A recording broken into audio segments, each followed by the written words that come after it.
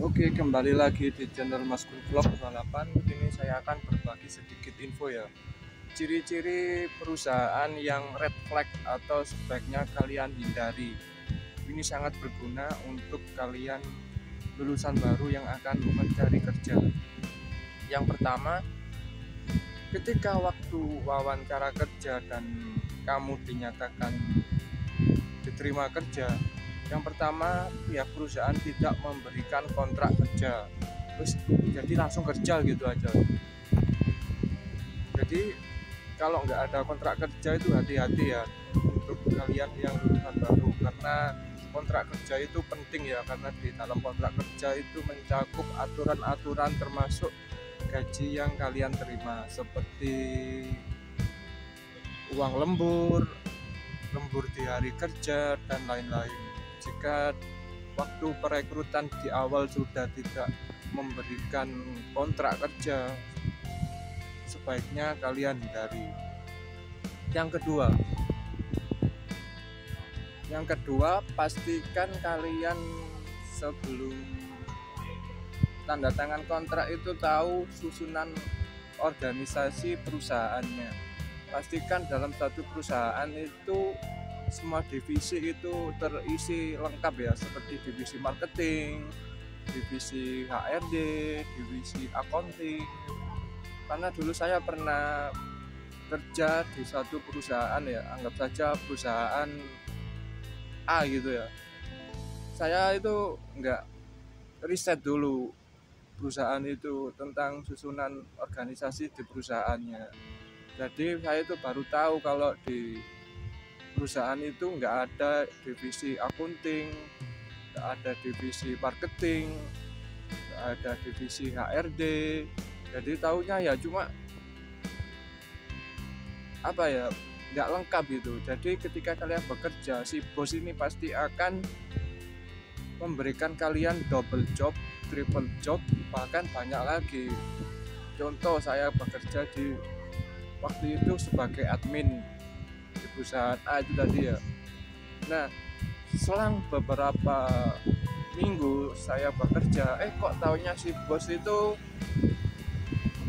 menyuruh saya untuk merangkap di bagian divisi marketing, disuruh jualan juga.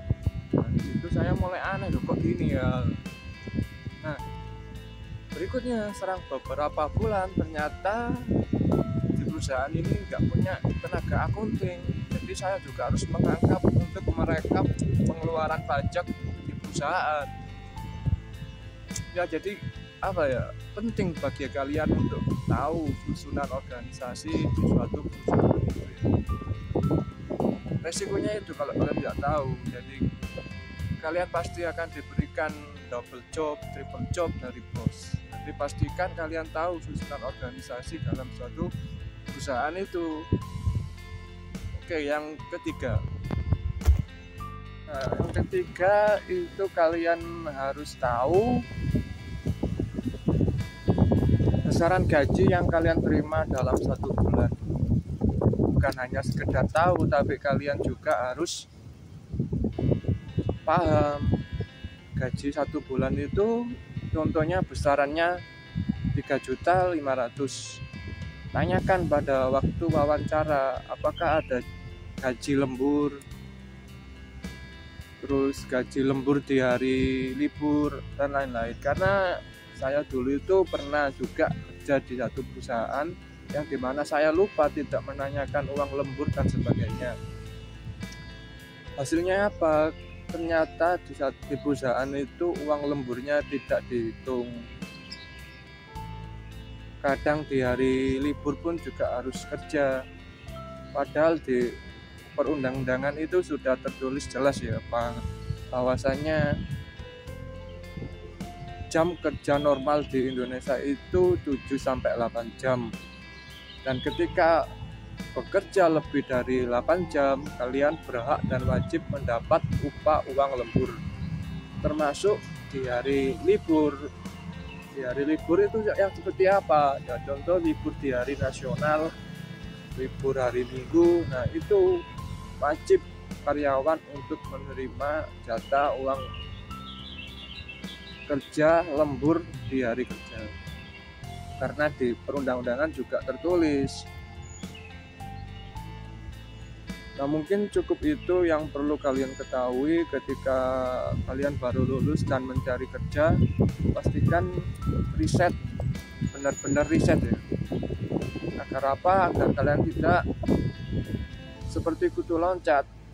Wah, baru 1 bulan terus resign, baru seminggu langsung cabut resign.